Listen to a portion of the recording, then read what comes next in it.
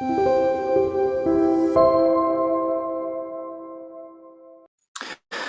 so much, Paul Chang 목사님. It's very, very good to be here with you all. And I hope that you all can hear me okay and see me okay. I'm sharing my screen with you. And I'd like to just start a little bit by just saying that this title alone, The Next Golden Age of Christian Ministry in the Korean American Church, very, very ambitious, don't you think? And when we think about kind of where we have been pre-pandemic and also throughout this pandemic, it's not over, by the way, it's not over at all. Along with where we are in the life of the denomination and all the talk that we have, particularly with our Korean immigrant church communities, and what is going to be the future of the denomination, this kind of talk, it is all not about the golden age of Christian ministry at all. It seems like it's about the end of things. And in many, many ways it is. But we'll be talking about these kinds of things. Before we get there, I just want to say thank you to so many people, particularly Paul Chang 목사님, who has made this possible. All the people who have been a part of making the promotion and the background work possible you have there, as well as Reverend John Oda, who heads up the Asian American Language Ministry Plan. My spouse, Jane, she's in the other room taking care of our children. She has taken the day off, not for me, but because one of our children is ill today and things like that. And also I have supporters of Pastoria, which is the kind of platform that I've been developing, and they have registered for this particular webinar. So I want to first say thank you. I stand on all of your shoulders and we do this together. As Paul Chang 목사님 said, I'm the son and grandson of Methodist clergy. You know, my grandfather, my dad's dad, Kang 목사님, was first a doctor in Korea. And one day his wife, my grandmother, said, you know, I don't think you should be a doctor anymore. I think you should be a pastor. That's what his calling was. He did not get calling himself. His wife said, you need to be a pastor. And so he left Seoul for like Gangwon-do and stuff like that. And I don't know if you've ever been to Gangwon-do, but it's not, you know, a place that I want to, you know, if I lived in Korea, I would want to like live there and things like that. But anyway, that's where he went. And then my dad was a pastor who came here. We came here in 1987. He was a 기독교 감리회 pastor who transferred his orders to the United Methodist Church. And my dad went to Claremont School of Theology, got an MDiv there, and I also went there too. And then I've done all different kinds of ministries in the Korean American Church. And I've also been appointed as a licensed local pastor to First United Methodist Church of Compton. Here in the California Pacific Conference for about 7 or 8 years, I was the director of communications and innovation on conference staff, reported directly to Bishop.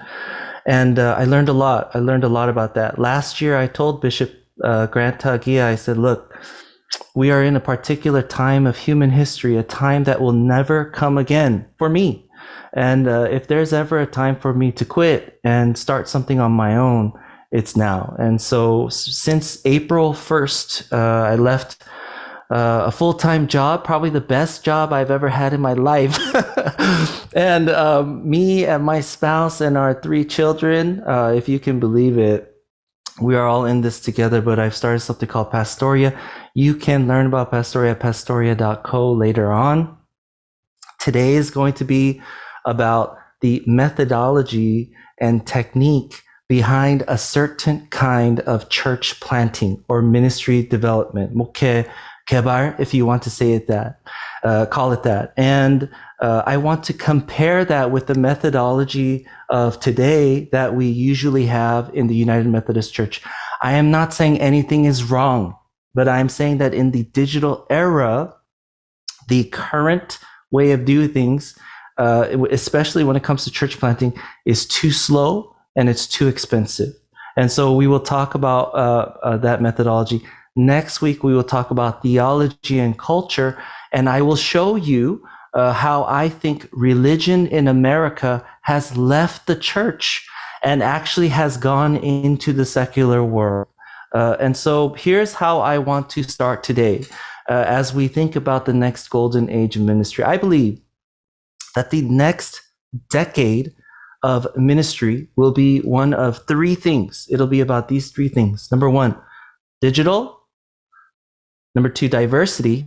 And number three, dreams. By the way, this will be sent to you. The whole presentation will be sent to you as a PDF. So during this time, if you want to just kind of absorb it and be in this kind of environment, that would be really, really great. But I believe that the next decade of ministry will be one of digital, diversity, and dreams. Why? Because when we look at the particular era in which we live today, there are certain trends and social forces that are much more stronger than others. Okay, so there's lots of things that's going to happen in the next 10 years, and there's really no way to predict it. But we can say that there are certain things that are very, very strong. Number one, digital. Why? Because especially if you live in Northern California, the tech and venture capital world, is taking over the world. And tech and venture capital, I think venture capital is something like 2% of the world's capital. It holds something like the top 6 companies in the entire world. That we are living in a tech and venture capital world. Number one, digital. And you can just see our phone has been taken over. Like, who owns our phone? We don't own our phone. In fact, if we look at our phone, how many of the apps that we use on our phone have you developed? I bet you it's close to 0. And that means that whoever makes these apps and whoever makes our phones owns it, and in many ways owns our life, and so on and so forth. Secondly, diversity, especially last year, 2020, kind of things started to change with the murder of George Floyd, and what we call today Black Lives Matter, or the movement for Black Lives became a big thing. The movement itself might not be at the front, but the results of the movement are still with us here today. We are living in an era where now companies and different brands, even churches, are being tested. And that test is, how do you treat people of color? That is the test today. And particularly for those of us who are Asian Americans in the United States of America, Asian Americans as a group is the fastest growing immigrant group in the United States of America. It's not Hispanic Latino. And by the year 2050, our census data tells us this, the Asian Americans will be the largest immigrant group in the United States of America. That's 2050. Lastly, I believe that we are living in the era of dreams. You may have heard of the term Great Resignation that is in the American society and American economy today. A lot of people are quitting their jobs, like I did. Much of the quitting comes from kind of the restaurant industry or industries where people have to interact with other people. Other kinds of resignations come from kind of more white collar, those who are a little bit more educated or use their education in their career or to get into their careers and so on and so forth. That's where a lot of the burnout happens. And you may have seen kind of the surveys that recently in the past year or so, some 38% of pastors have considered quitting ministry. We also live in the era of the creator economy. I don't want to explain too much about the creator economy, but we live in the era of YouTube, Twitch, Discord, Instagram, TikTok. We live in the era of people making media in order to actually make a living. And people are becoming a lot more entrepreneurial. So you see here on the right-hand side, right-hand column, I believe that if we are living in a particular era here down the center column, then on the right-hand column, our ministry, I believe, must become more experiential. Digital, if you can believe it or not, is actually about being experiential. The focus of Facebook towards the metaverse for the next 10 years, I believe it's going to take that long, is a turn from kind of two-dimensional posting to a three-dimensional experience. That's the trajectory. Number two, our ministries will have to be much more ethnic. And number three, our ministries will have to be much more entrepreneurial. And why are these three things important to the Korean American church? Because right there, experiential, ethnic, and entrepreneurial are three characteristics that are fairly common and also valued in the Korean American church and the Korean American communities. They are valued in the communities. They may not be often valued in our ministries, but they are valued in the community. Let me give you an example, just one example, and then I want to move on. Experiential. One of the things that, as I was growing up, I want to tell you that theologically, I'm a very progressive person. I do not believe that the Bible is infallible, inerrant, and LGBTQIA full inclusion. But I grew up with the sense that, the sense that when it's a 설교 time, or if it's a 통성기도 time, or if it's a 찬양 time, there has to be this kind of, and we're going to have a 부흥회. A 부흥회 is a time. Do you remember 부흥회? I don't know if we still have 부흥회, but 부흥회 is a time when we have to 은혜 받아. 은혜 많이 받으세요. It's like kind of, like now that I think about it, like why do we say 은혜 많이 받으세요? But like you have to kind of, it's the standard. You have to meet that. It's a test. 은혜 받아야 된다는 것. And in kind of the typical, 백인 연합감리교회, you don't really have that.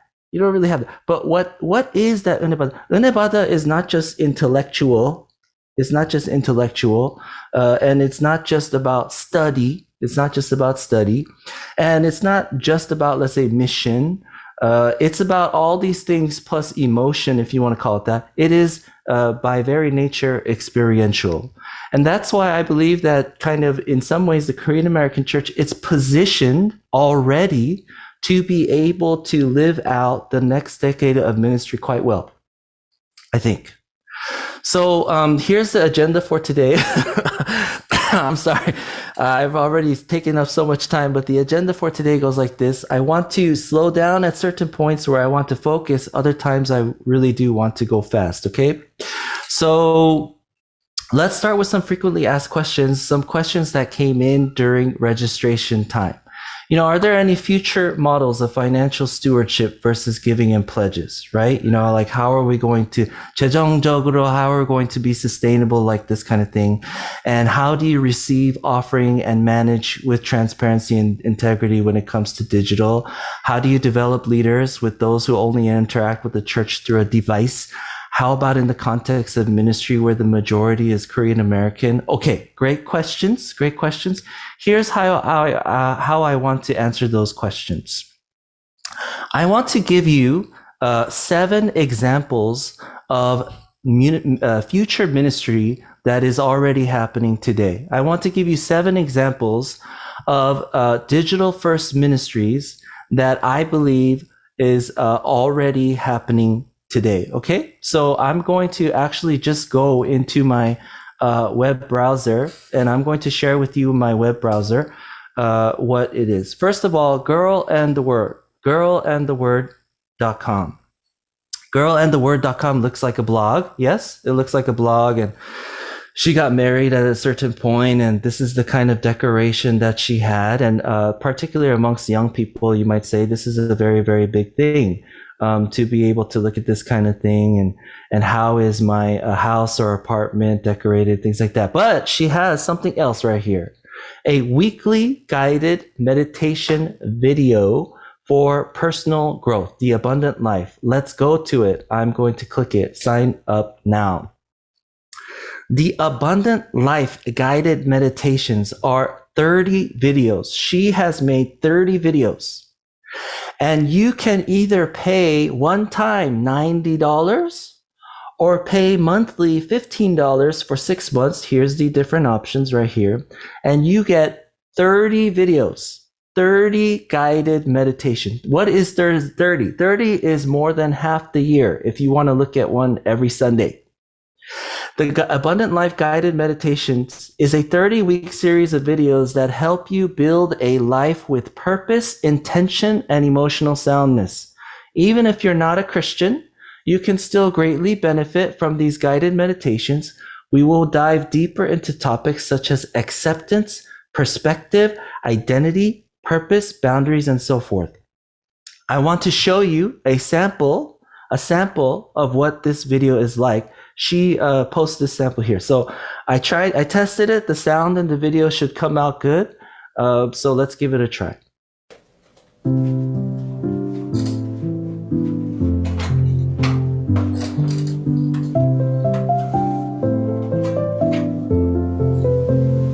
I've just released a series of guided meditations called The Abundant Life.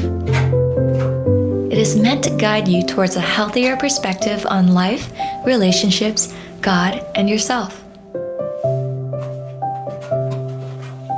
The philosophy behind an abundant life is not that you will physically have everything you need, but that you will develop the inner peace, joy, and faith to endure and even thrive amidst every trial that comes your way. The abundant life is a life that is built on a solid foundation. It is a life with purpose, intention, and emotional soundness. Even if you're not a Christian, you can still greatly benefit from these guided meditations. Okay, so basically 30 videos that go on like this. It shows scenes of her kind of doing things at home, and she is talking, in narration in the background, and she is talking about certain topics that have to do, I believe, of spiritual topics. Now, one thing that I want to point out here, these videos that help you build a life with purpose, intention, and emotional soundness. And if you took this description right here, almost any church, any typical church will describe themselves in this way. You can just take out the Abundant Life Guided Meditations and go, blah, blah, blah, Kansas First United Methodist Church.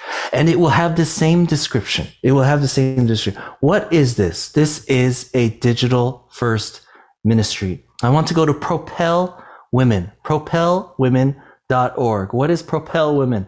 Propel exists to see every woman activated in order to fulfill her God-given destiny,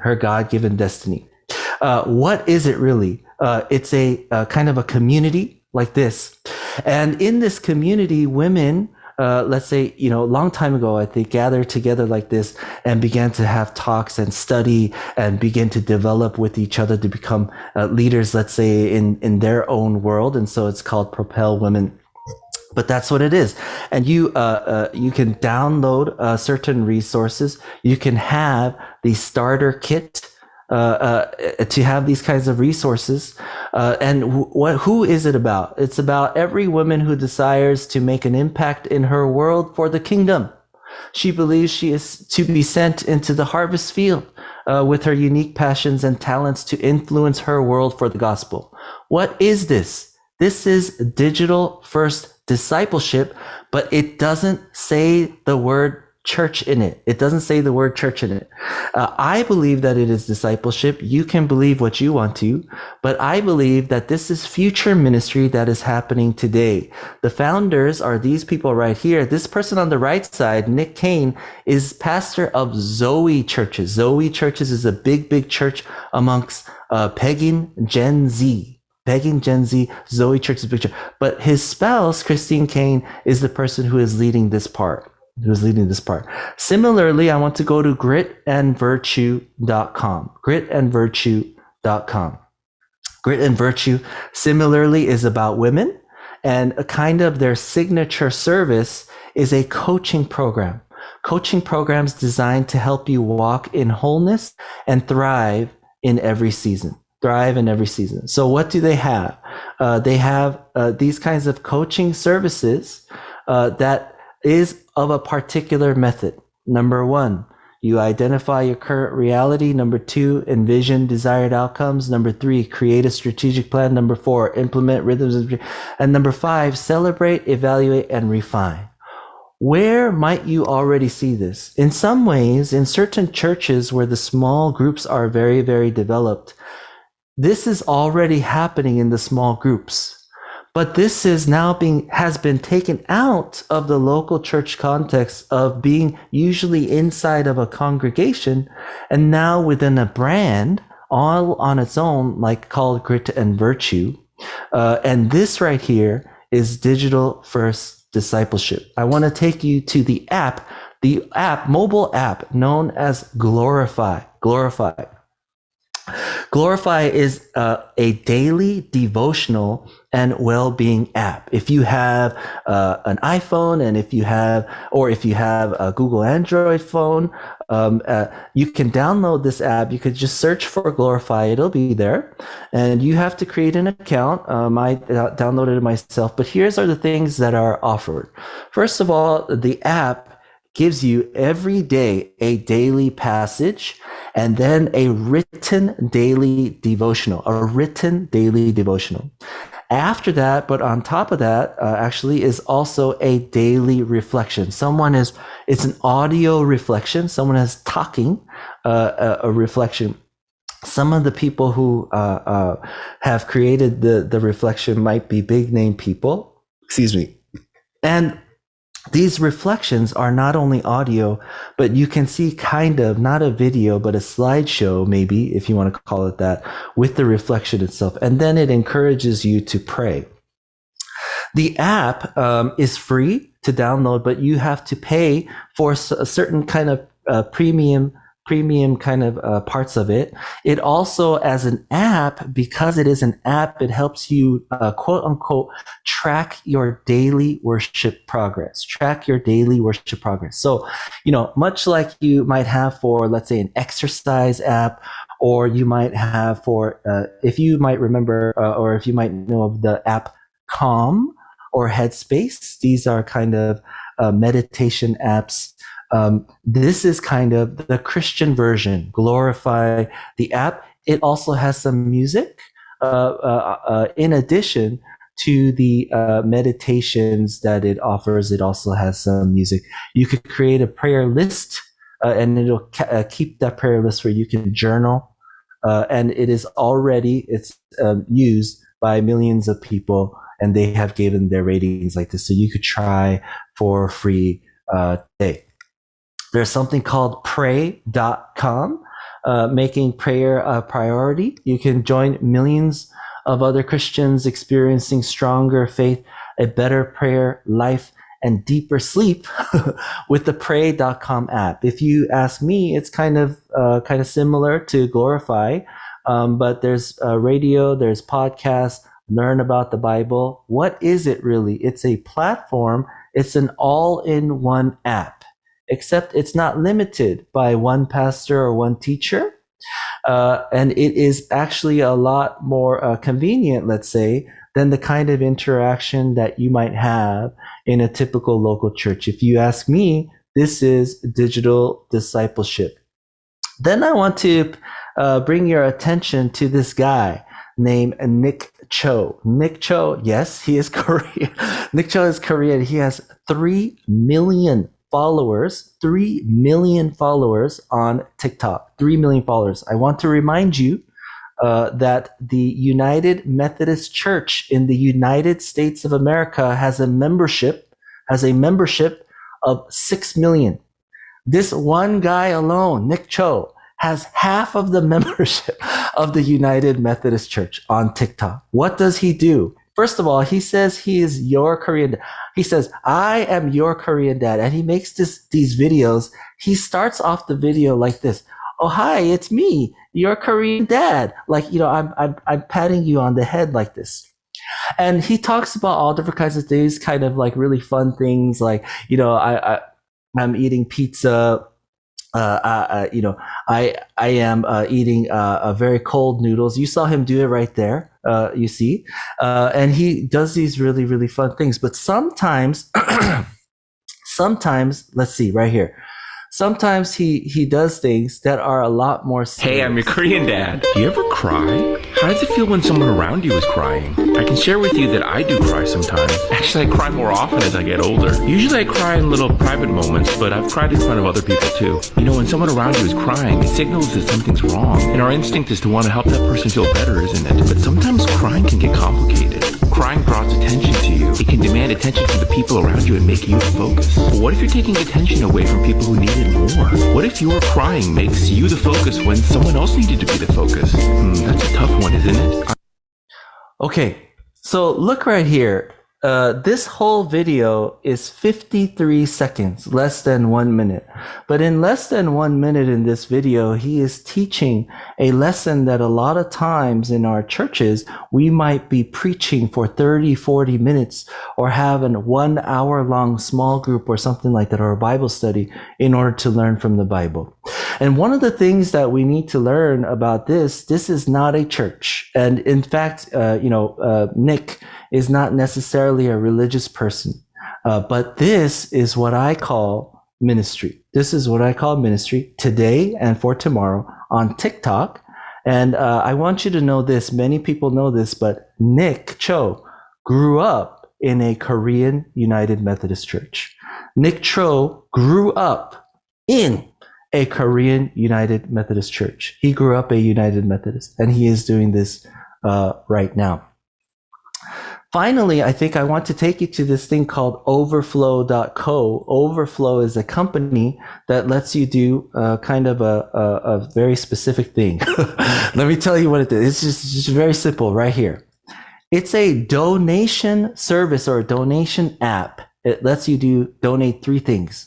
You could donate cash, you could donate stock, 주식, and you can donate cryptocurrency. I am not joking. You can donate cash, you can donate stock, you can donate cryptocurrency. Overflow.co.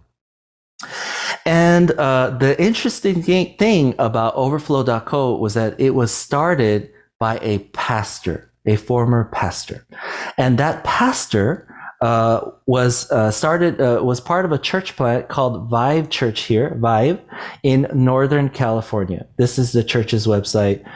Very pagan, but we forgive them. He planted this church in Northern California, and he was asking people, hey, do you want to, how do you want to give? And people were saying, I have some cryptocurrency and maybe some Bitcoin or something like that. I would like to give that. I have some stocks. I would like to donate some stocks. And there was not an easy way to do that. And so he researched how to do it, and researching how to do it, he started a company that would allow people to donate this. And now many churches use it. Here, let me see if, here they are. A lot of churches and also a lot of nonprofit organizations use this as donations, nonprofits as donations. So now he goes around and he has this service for people. So what am I trying to show here? This is not necessarily a digital first ministry, but this is the kind of technology that will enable, or that right now enables ministry today and also tomorrow. Okay, so why am I talking about these things? I'm talking about these things because we asked the question, right? Are there any future models of financial stewardship or giving and pledging? You just saw it. How do you receive offering and manage with transparency and integrity? Right there, And how do you develop leaders with those who only interact with the church via a device? The way that you do that is that the device provides them content in order to form an environment around them, a particular kind of leadership development 환경. The 환경 itself is the ministry.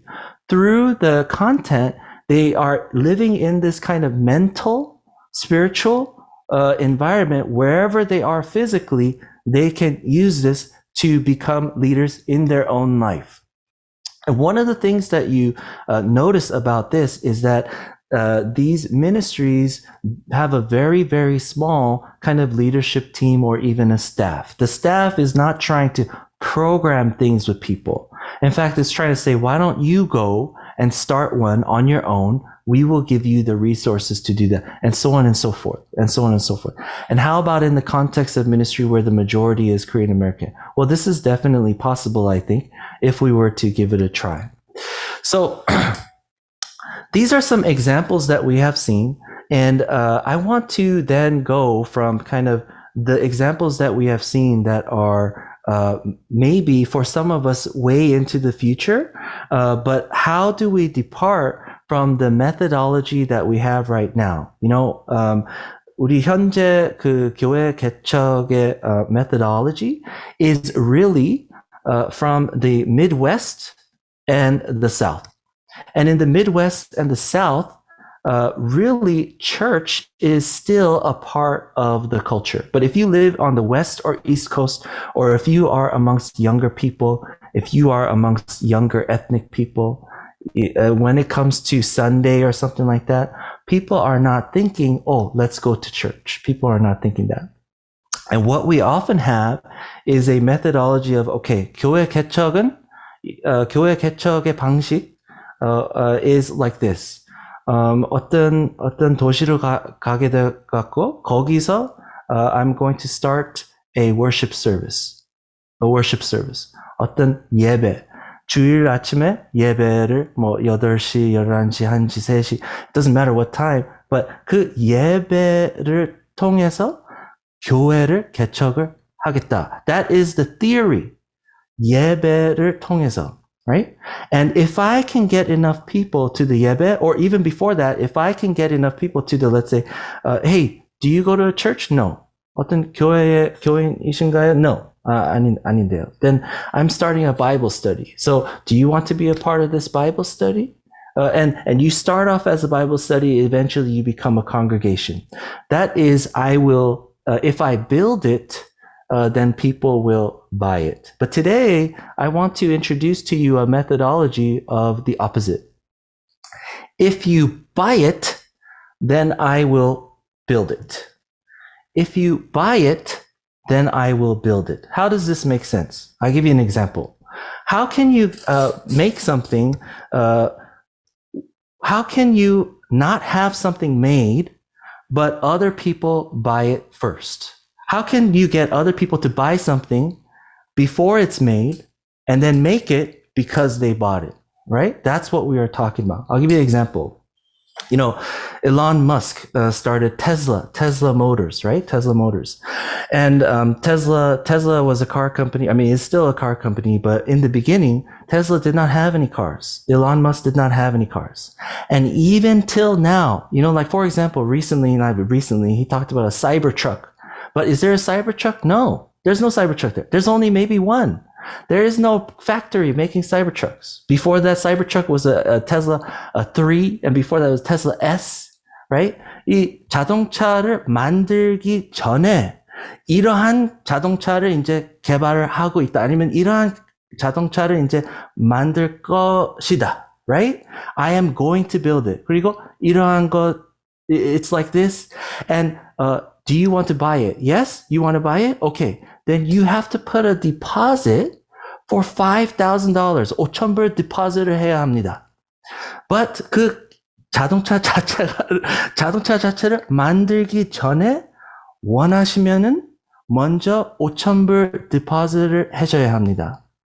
And if I get thousands of people giving a $5,000 deposit for a car that does not exist yet, then I will build it. And that's what he does. That's what he does every time. That's what Tesla does every time. Why? Because in the beginning, nobody knows if people want that electric car. Nobody knows. So how are you going to know? Survey? No, survey is not going to work. How are you going to know? You're going to ask established car companies? No. They will laugh at you. They will say, How can you build an electric car when the entire industry is a gas engine industry? You don't have a market and no one wants it, all right? So let's go to the methodology right here, the rapid ministry development method. I will go step by step into it. I'll do my best to do it in Korean and make you laugh as much as I can, all right? So here we go. First of all, if you want to start a new ministry today and in the future, this is how I recommend that you do it. First of all, you pick several groups of people, okay? You don't pick necessarily a region yet. You pick several groups of people, and you secondly conceptualize a ministry with an experience that they have. I'll give you an example really soon, but I'll just go through these steps. And thirdly, you form a visual identity of those ministry. Fourthly, you start on social media. Fifth, you offer programs or products for a price. And sixth, you adjust and build based on your best responses. So let me give you an example. Based on kind of our Korean American context sometimes, okay? Usually when we, 교회를 개척을 하려면, 뭐를 생각하냐면 어떠한 예배를 해야 한다는 것을 생각하면서 목회자 자신이 like 설교, 여러분 이제는 헌금 시간입니다. 이러한 말을 아주 잘 할 수 있는 분이 인도자가 되는 것이죠. But in the rapid ministry development method, 그 예배 자체 아니면 그 목회 아니면 그 교회의 활동부터 시작하는 게 아닙니다.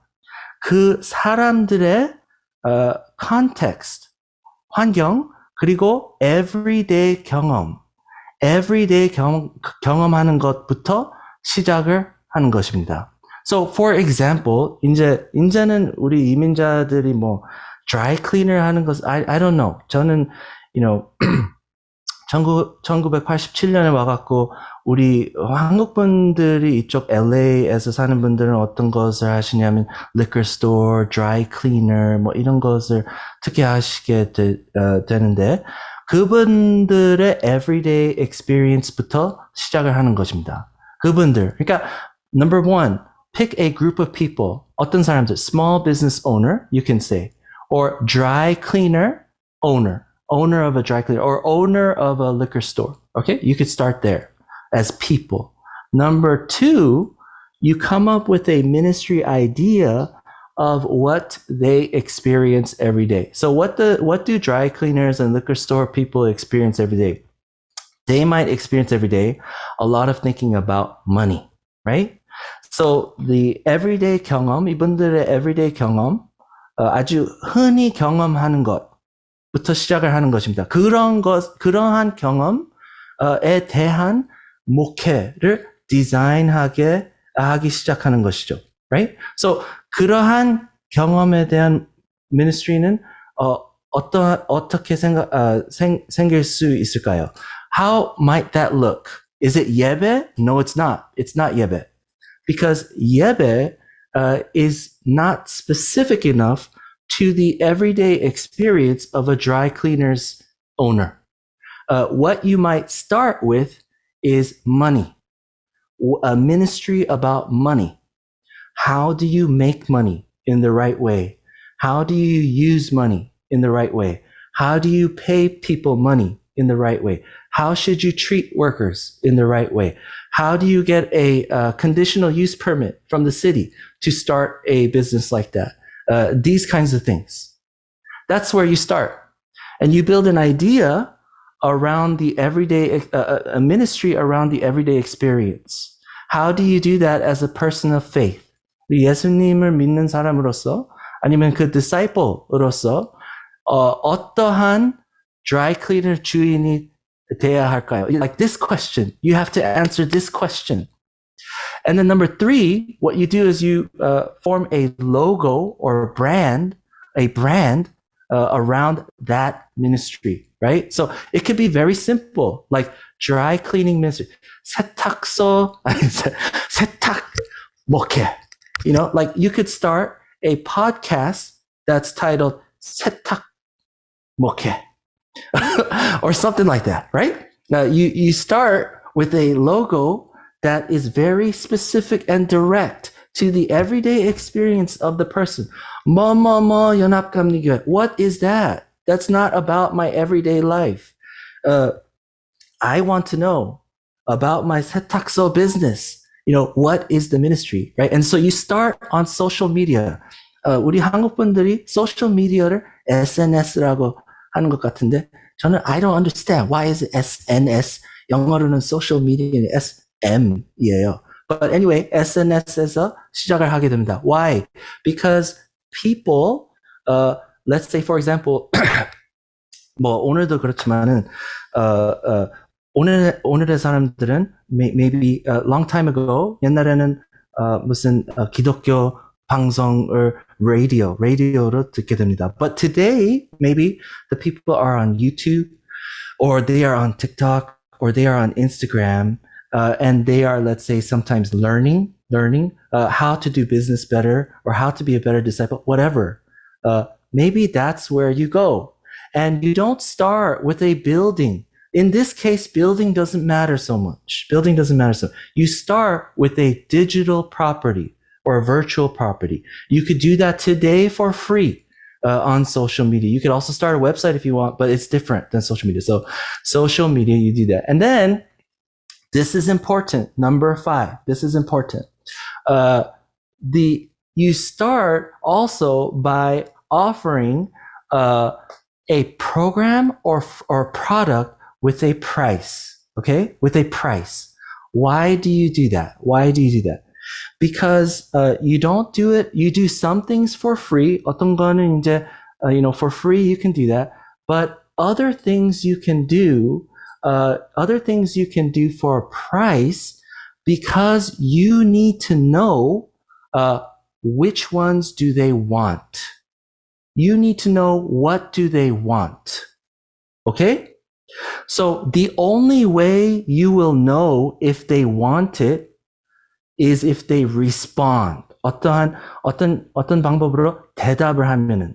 So 이러한 목회가 있는데 이러한 value, 가치를 여러분들한테 드리고 싶습니다. 그렇지만 그게 여러분들한테 그만큼 출불어치 가치가 있나 없나를 이제 시험을 하는 것입니다.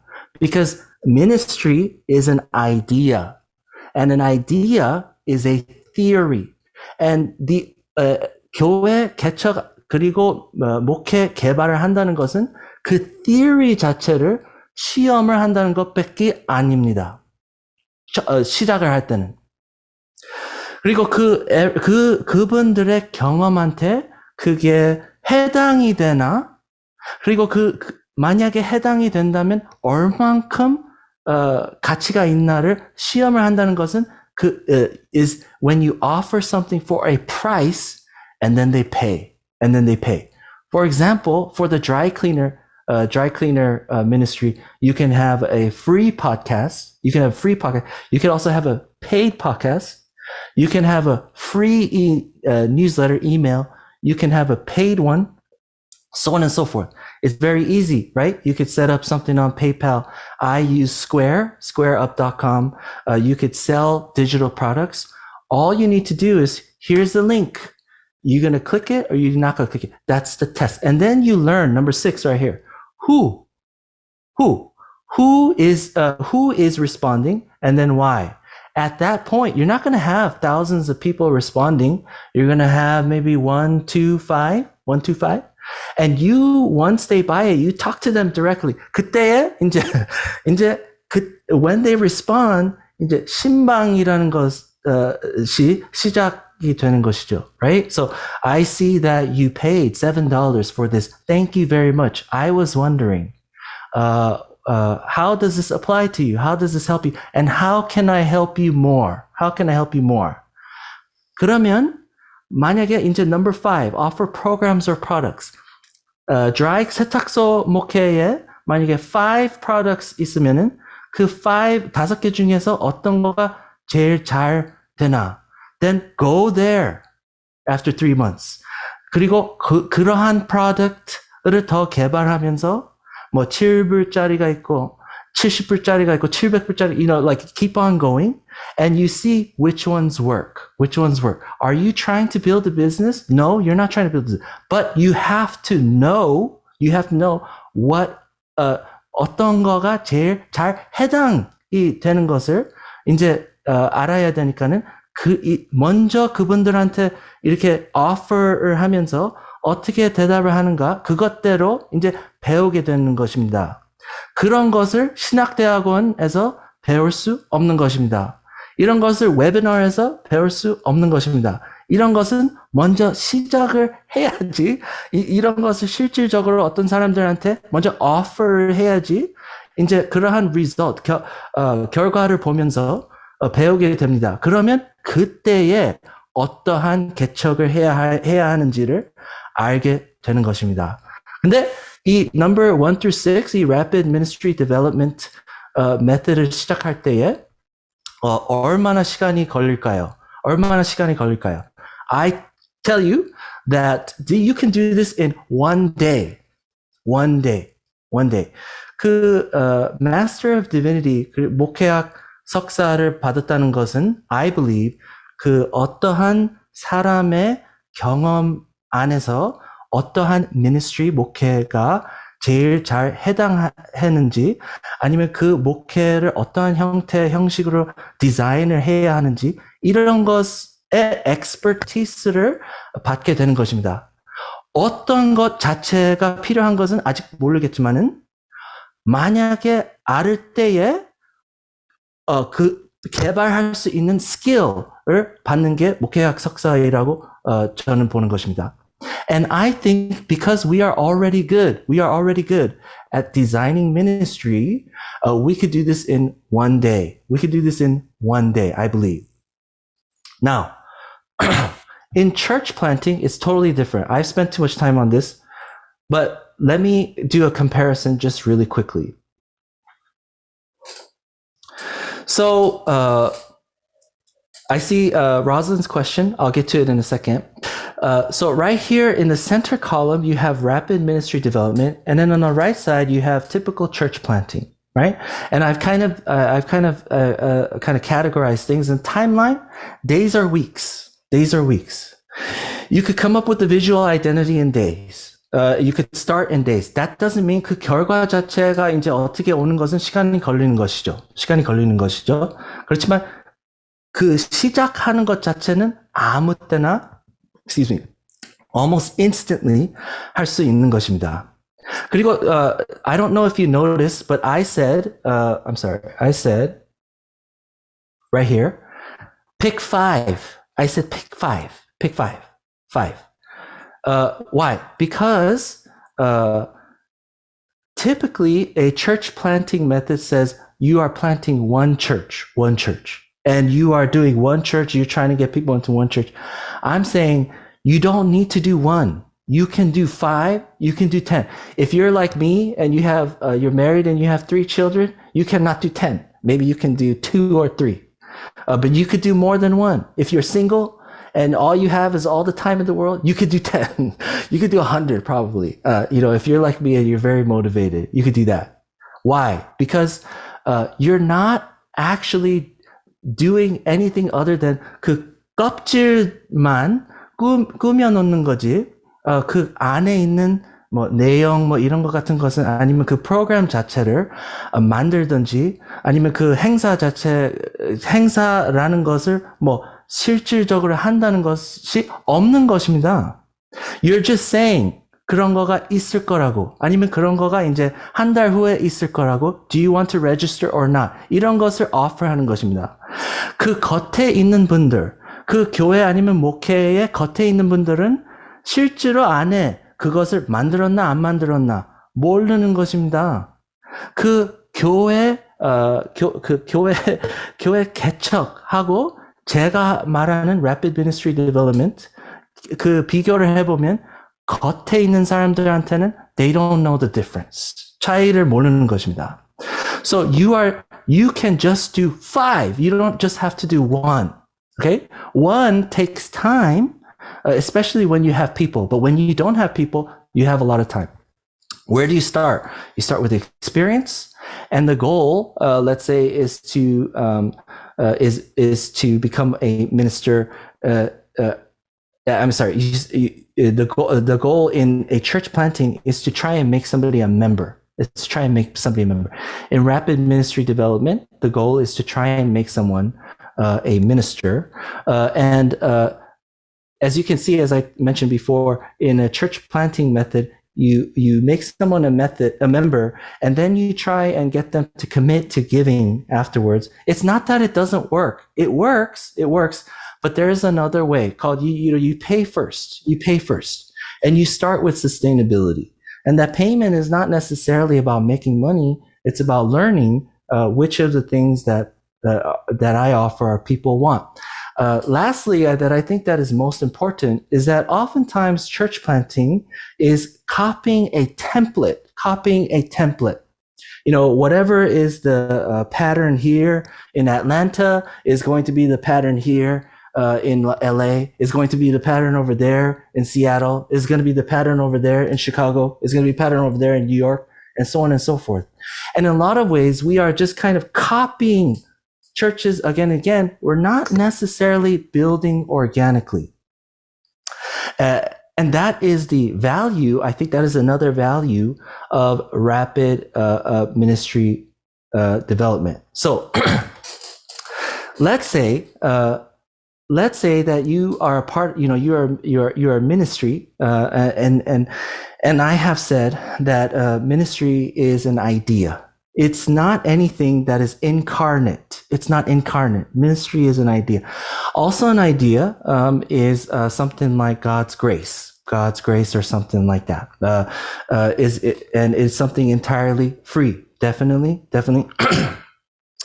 God's grace is entirely free. Now, God's grace as an idea is an idea. God's grace becomes incarnate further down the line, right? So God's grace is an idea, but if you go down, okay, so what does God's grace do? Well, God's grace in the United Methodist Church is prevenient. It is a prevenient grace. What does prevenient grace mean? Prevenient grace means God is working ahead of you into, let's say, your future. God is working ahead of you into your future. So in your life, what is it about your future that, let's say, you are concerned about? Well, I am concerned about my career choices, or I am concerned about my college choices, or I am concerned about even sometimes, I'm having a hard time with my spouse. Do I have a divorce or not? And something like that. And at that point, when you get into a real situation, God's grace, I believe, manifests and materializes. It has to materialize into something like a decision or something like that.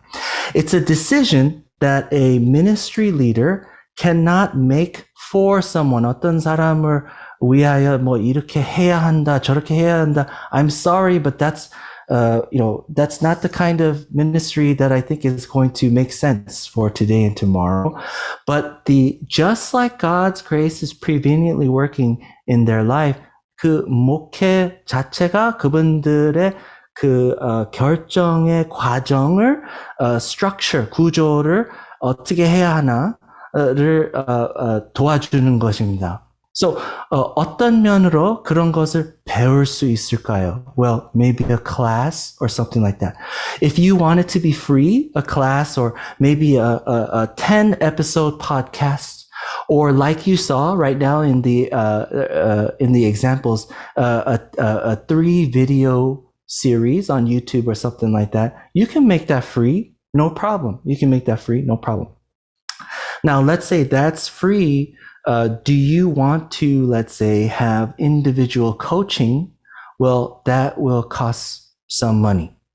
And I believe that costing some money is not necessarily for profit, but it's to make it fair It's also to learn for the long term. What we have to think about is not, either or, this or that, is this right or wrong? 방식 자체가 이 방식이 저 방식보다 더 맞든지 틀리든지 아니면 좋든지 안 좋든지 그런 것보다 그 환경 그리고 시대에 얼마나 해당이 되는 것 따라서 I think 그 방식 자체가 adapt 그리고 어떠한 방식을 쓴다는 것인지를 결정을 해야 하는 게 that's what I'm talking about today. And so maybe this time you ask for a certain price to see are people willing to pay. Maybe later on people think that is of such great value. Maybe they give a donation and then it becomes free for other people, so on and so forth. Okay? We have a question about, is the ministry applicable to a small rural town, less than 1,500 people? I don't see why not. I think of course it can. Let me try and explain why a little bit right now. One of the things that, by the way, 우리 시작했을 때에 제가 하는 말 그리고 내용 자체가 여러분들한테 이렇게 즐거운 것이라고 guarantee를 하지 않았습니다. And I don't know how many of us will be happy about what I am saying. I just think that maybe for, a ministry today, this is what will make sense. And I believe that we have to kind of, look, I'm an only child. I don't have any 형, 누나, 동생. I don't have any of that. And when it was my dad and my mom and me, 우리 저녁 식사 할 때에 what did we talk about? 목회. That's it. All we talked about is 목회. 목회 this, 목회 that. 아침, 점심, 저녁, 목회 this, 목회 that. Sunday, Monday, Tuesday, 목회 this, 목회 that. I love ministry. I grew up in ministry. I am a ministry. But to be better in ministry, we have to take a step outside of the ministry context and look at ministry objectively. And when we do that, I believe that what I see is that a church is a ministry for church people. Let me give you an example. In a typical local church, you might have sports ministry, you might have youth ministry, you might have children's ministry, but I want to tell you that what we call a local church today, I believe, is a ministry for church people. It's a church ministry. 그 교회를 좋아하는 사람들을 위한 목회입니다. I like 회의를 좋아하는 사람들을 위하여. I'm sorry, 그리고 찬양단에서 무슨 찬양을 하는 사람들을 위한 목회. 어떠한 설교, 어떠한 사람이 말씀을 전해주는 경험 자체를 좋아하는 사람, 이러한 사람들을 위한 목회입니다. But there are not church people, okay? There are not church people. And when we kind of diagnose the United Methodist Church, now that I look at it, this slide is not going to help you, but here's basically what I'm trying to say at the top right here. A lot of times our church planting goal, what is the goal? The goal is this thing called a congregation. What is a congregation? A congregation is a formula. It's a formula. What's in the formula? Pastor, building, voice, giving, mission. 어떤 교회들은 또 impact, right? Worship. There's many more pieces to the formula, but this is a congregation, a formula for a congregation in its complete form.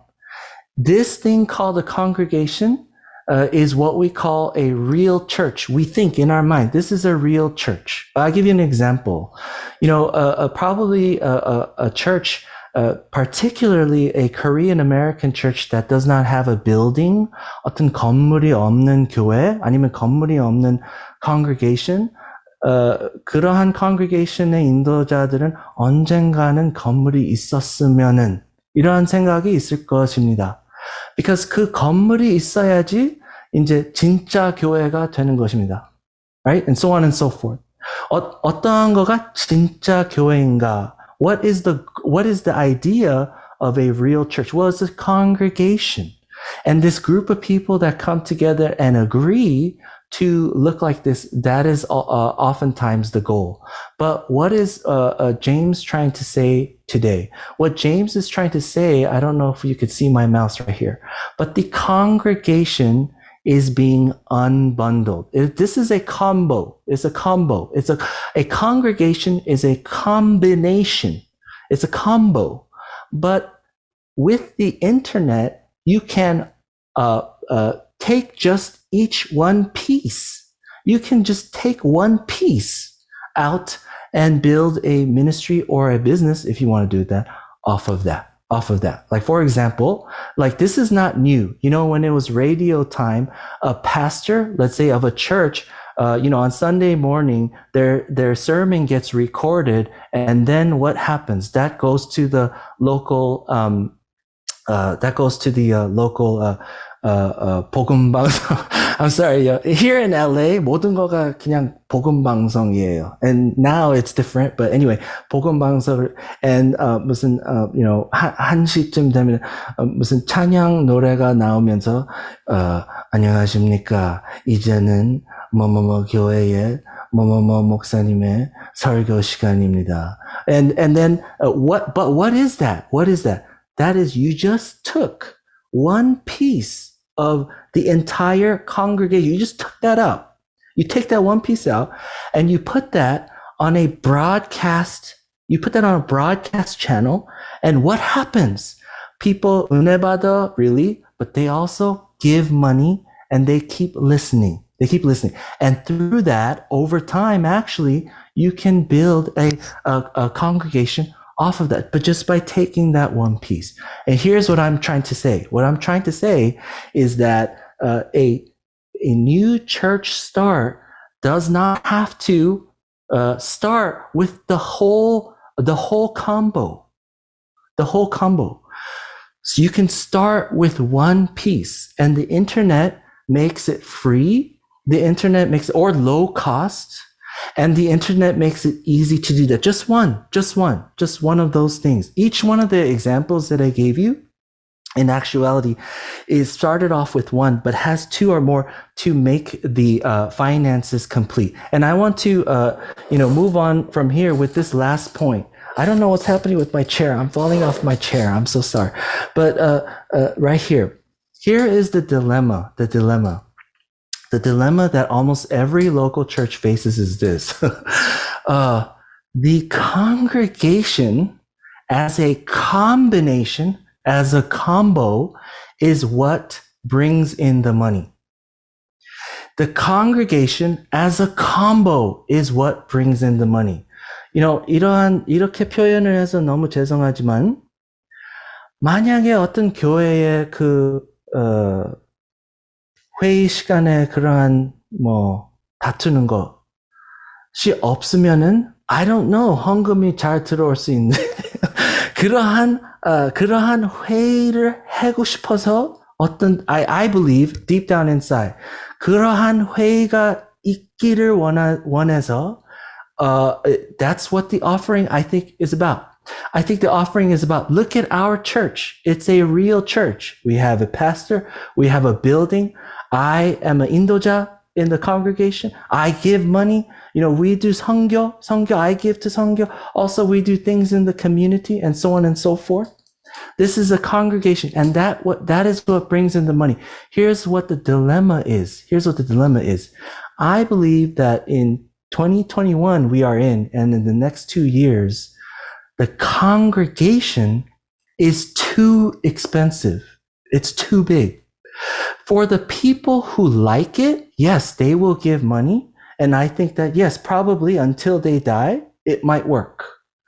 But if you want to get new people who are not necessarily church people, I think that you need to take a piece and start organically in their everyday experience.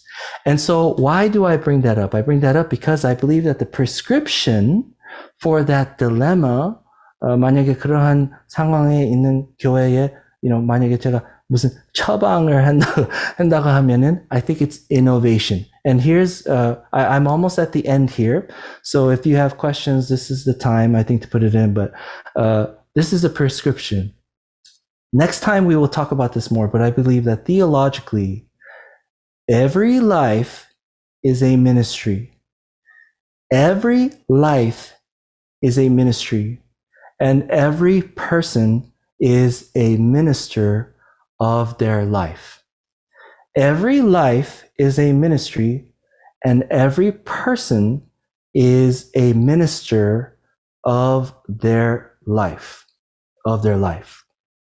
And I'm not trying to say, let's cancel church. 그러면 교회라는 것을 포기하자. No, that's not what I'm saying.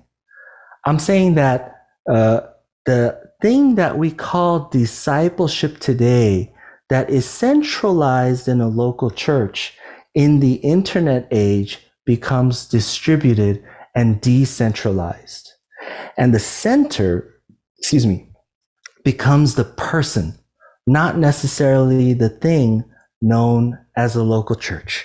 And so if we were to use our imagination a little bit, I'm, done in about 4 minutes. If we are to use our imagination as a little bit, I believe that the innovation, with the result of innovation, or even the method of innovation for the next decade of ministry, is diversification. But diversification, not just in terms of what ethnicity of people, or men and women, or whatever, but actually the form and function of church. The form and function of what we call church. Number one, what we are used to is a church as a congregation. We are used to this. Almost everything that we do is number one. But I want to tell you this. I'm 목회자 아들 and 손자, and I'm married. We have 3 children. To be a member of a local church is very difficult. And to also go to a worship service on Sunday is very difficult. At the same time, I want our children to learn, not necessarily Bible stories, but I want them to learn faith and believing.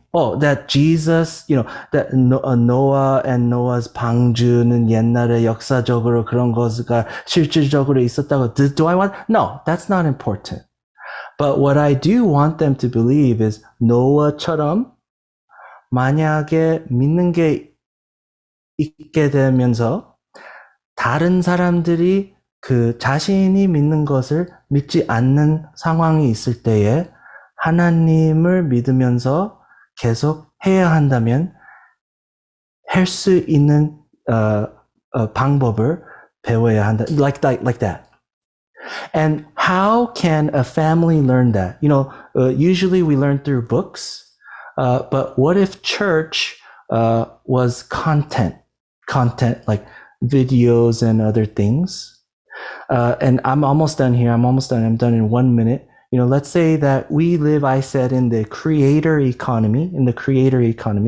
There's a lot of entrepreneurs. And 특별히 우리 in today's 이민자들, 오늘의 이민자들은 maybe 이런 거가 해당이 되지 않지만은 한 20년 전에도 한국에서 오신 분들은 만약에 한국에서 석사를 받았다고 해도 여기서 이렇게 인정을 받지 못하는 상태입니다. 그러면서 어떠한 것을 해야 하냐면 무슨 어디에 가게를 차리든지 그렇게 하면서 비즈니스를 시작하면서 만약에 엔지니어링에 마스터스가 있지만은 어떠한 가게의 주인이 되게 되는 것입니다. 그분들을 위하여, let's say 그 교회라는 것은 플랫폼. 그러한 가게를 차려야 한다면은 교회라는 게 그분들이 그러한 활동을 어떻게 도와주는가, specifically 특별히 그분들 그리고 그러한 것을 위한 기능이 있는 교회가 어떻게 될 수가 있나요? So I have some more things here. You could think about it. I'll send you the PDF. But I believe that the innovation that needs to happen is through the diversification, but diversification will happen, I believe, through specification.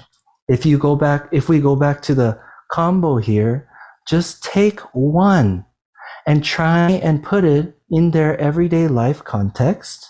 Okay, in their everyday life context.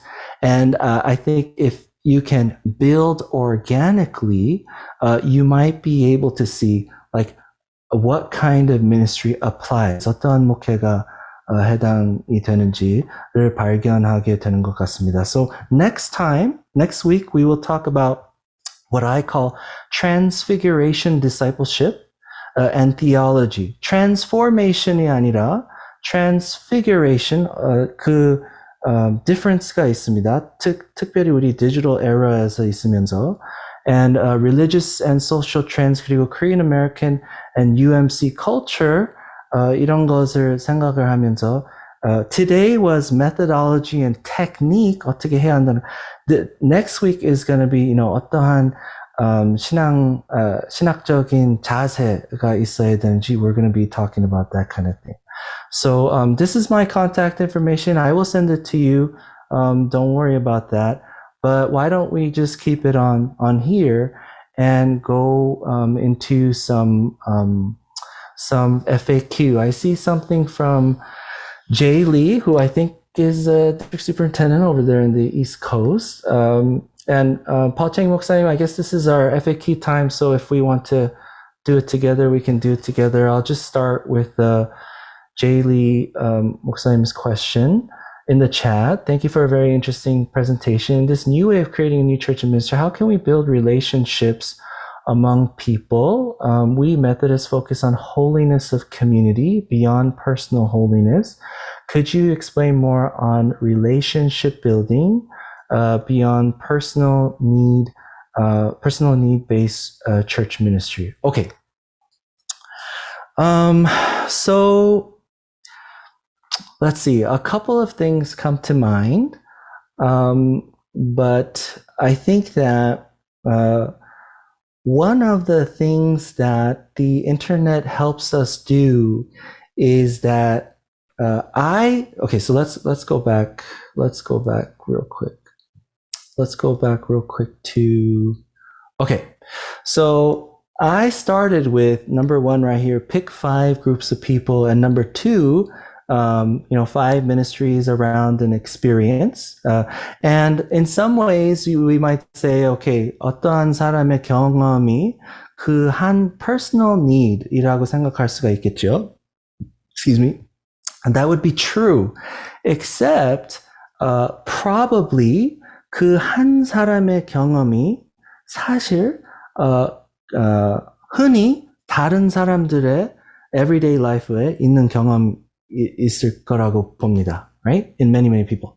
So the experience of, let's say, one owner of a dry cleaners, let's say in, South LA, is probably the experience of many dry cleaner owners everywhere.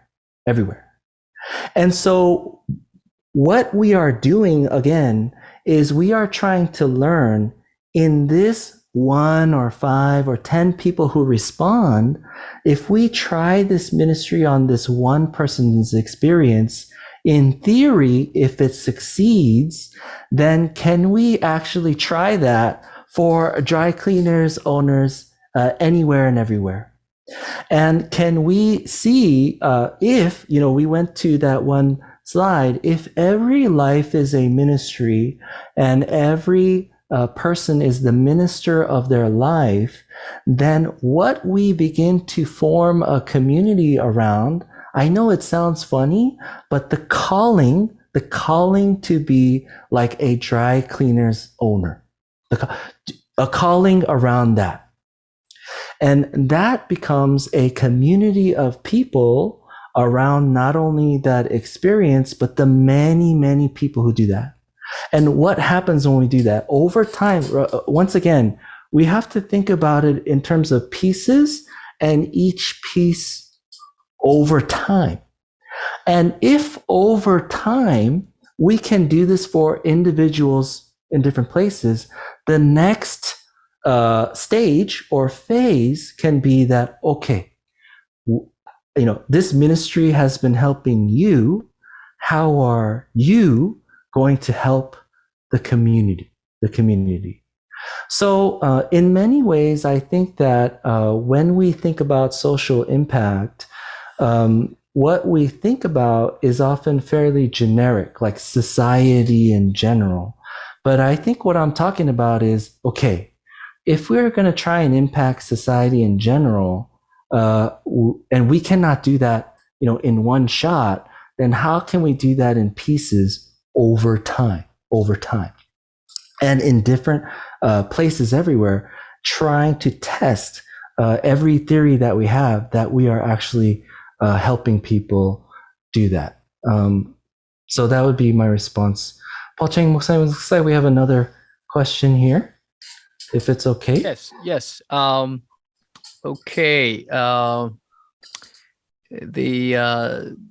The next question, and the last question actually is, I see the difference between the congregation based on traditional church and the new concept of the church based on rapid ministry. Do you think you can do the new ministry to revive the traditional style and vice versa? Or you should give up one for the other? I guess it's the compatibility between the traditional model and the new rapid ministry model.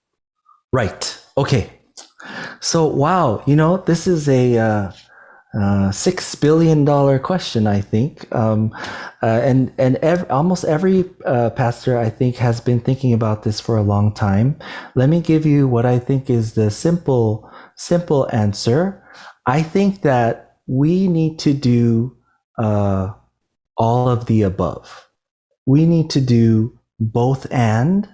We need to do all of the above. I think that the traditional style or method of church, we like 포기할 필요가 없다는 것입니다. 우리가 아는 교회, 오늘의 교회는 나쁘다는 게 아니고 그분들을 위한 것입니다. 그러한 것, 우리 congregation이라는 것을 좋아하는 사람들을 위한 것입니다. 그렇지만은 이제 다른 사람들한테 그런 거가 해당이 되지 않으면 어떻게 다른 사람들을 위하여 목회를 만들 수 있나? 이런 질문에 대답을 하는 것입니다. 제가 오늘. So 지금까지 해온 교회 형태를 cancel 아니면 destroy 포기해야 할 필요가 아니고 그것을 actually I think preserve, because 그것을 통해 I think money is coming in. 그런 것을 통해서. And what we have learned from that church though is one thing. They might not be willing to change their style so much, but they are willing to fund new things, especially when we call them mission. Next time we're going to be talking about missiology and ecclesiology, because we'll be talking about that. But yes, I think we have to do actually all of the above. And I want to just, I want to say this. I think that a typical pastor, listen, when I told Bishop that I have to quit, and not only that, but years before, what I had in mind was this. Thousands of pastors everywhere, 젊은이로서 은혜를 받아갖고 목회자가 돼야 된다는 어떠한 결단이 생기게 됩니다. 그러면서 신학대학원을 간 다음에 어떤 목회 환경으로 감독님 아니면 누구가 보내게 됩니다. 가서 보니까는 그분들이 원하는 목회하고 저같이 젊은이서부터 생각했던 이제 future 목회 아니면 어떤 다른 방식으로 해야 한다는 그 결심의 차이점을 느끼게 됩니다. That's what I call a gap between what usually the local church wants and what a typical person who has been inspired and feels a sense of calling. That's where I want to bridge the gap. And I believe that the way you do that is that for the current method of church, do it good, but also do it more efficient, and make time, and make money, set aside money. Well, make money too. Yes, 많이 벌어야 되지만은 in the budget, set aside some money to do these other things that you try in different ways. I told you, I will end here with this answer at least. I told you that I was appointed to First United Methodist Church of Compton. 이거는 African American 분들의 교회로 제가 파송을 받게 됐는데 이제 다음 년에 버짓을 할 때에 제가 라인 아이템을 하나 넣게 됐는데 그 라인 아이템이 뭐냐면 그냥 X만 있었습니다. 그 라인 아이템의 이름 자체가 X. 그리고 그 파이낸스 커미티한테 여러분 제가 앞으로 많은 미니스트리 엑스페리먼트를 하고 싶은데 그런 엑스페리먼트를 하기 위하여 시드 머니가 필요한데 이 X라는 라인 아이템 $1,000불만 마련을 했으면 좋겠습니다. 어떻게 생각하십니까? And it passed. Now, what does that mean? Does that mean that 그리고 여러분 저는 이제 설교를 아주 빈약하게 하기 시작할 것입니다. No. Or 지금까지 했던 활동을 한 반절로 그만할 것입니다. No, we don't have to do that. There are ways of, I think, doing all of the above. And I think we have to do all of the above because we have to find out what works. So I'm sorry, I talked too much, but that is my general response. 네, James 대표님, 감사합니다. Thank you so much. And I think we have one more message, but that is a thank you. So I think it's a good time to end our conversation today. And it was awesome. I loved it. I liked it, especially as a church, developer. This has huge potential, and I think it's thought-provoking, and I think to some degree very practical. I mean, I want to know more about it, and so as he said, he's going to talk about the transfiguration discipleship, which would be quite different from, I guess, a transformation discipleship. But anyway, so please come back next week, and we will continue this conversation. And Kang 대표님, he said he's going to do this bilingually, and I realized that he really did it in a 1.5 lingually, I guess. So it's you know what I mean. So I enjoyed it. I enjoyed the content and also the style. And so why don't we reflect upon the contents of today's presentation during the coming week and come back with curiosity and also more questions. And thank you so much, Kang 대표님, and we will see you next time.